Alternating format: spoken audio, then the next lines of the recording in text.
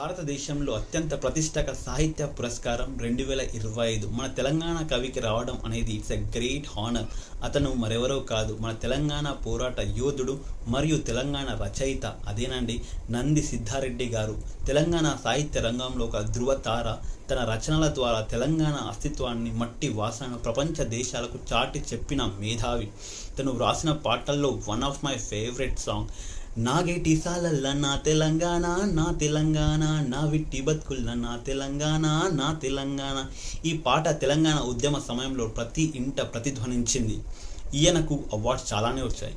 కేంద్ర సాహిత్య academy award రీసెంట్గా వచ్చింది 2025లో, నంది అవార్డు 2010లో, శ్రీ పొట్టి శ్రీరాములు తెలంగాణ విశ్వవిద్యాలయ అవార్డు 2005లో రావడం జరిగింది. సిద్ధారెడ్డి గారు కేవలం రచయితగానే కాకుండా తెలంగాణ పాఠ్యపుస్తకాల రూపకల్పనలో కూడా కీలక పాత్ర పోషించారు.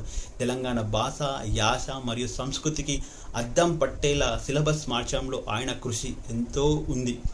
So I salute you sir.